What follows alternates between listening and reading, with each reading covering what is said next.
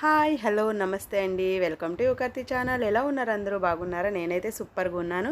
And ఇంక ఈరోజు video వచ్చేసి టుడే మార్నింగ్ బ్రేక్ఫాస్ట్లో అయితే నేనైతే మైసూర్ బజ్జీ చేశానండి పిల్లల కోసం. ఎప్పటి నుంచో బజ్జీ అడుగుతున్నారు, బయట నుంచి చేద్దామంటే ఇంకా భయం అవుతుంది, సరే ఇంట్లోనే చేసుకోవచ్చు గోధుమ పిండితో అని చెప్పేసి నేనైతే టుడే ఇలా చేశాను అనమాట. ఒక కప్ అయితే పుల్లటి పెరుగు తీసుకున్నానండి, ఇంకొక 2 కప్స్ అయితే గోధుమ పిండి తీసుకున్నాను. దాన్ని బాగా మిక్స్ చేసేసి ఒక 2 అవర్స్ అలా వదిలేసానండి. ఆ 2 అవర్స్ ఎందుకంటే పిండి బాగా నానుతుంది, అలా పెడితేనే ఒక 2 అవర్స్ గ్యాప్ ఉంటేనే మంచిదండి. వెంటనే వేసుకుంటే మనం పర్ఫెక్ట్గా రావు బజ్జీలు.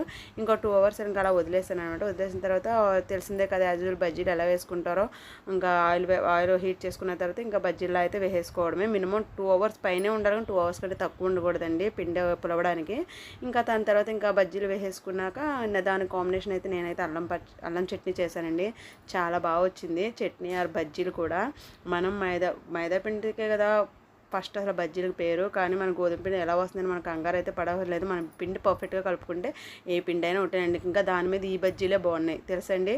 టేస్ట్ కూడా చాలా బాగా వచ్చింది. మనం మైదా పిండి ఎలాగ తినకూడదండి, అసలు ఎప్పటి నుంచి అవాయిడ్ చేసేసాను నేనైతే. ఇంట్లో అసలు మైదా పిండి అనేది యూజ్ చేయమేది దేనికి కూడాను, గోధుమ పిండే వాడతాను. ఇంకా గోధుమ పిండి బజ్జీలు కూడా ఇవాళ చేశానండి, చాలా పర్ఫెక్ట్గా వచ్చినాయి.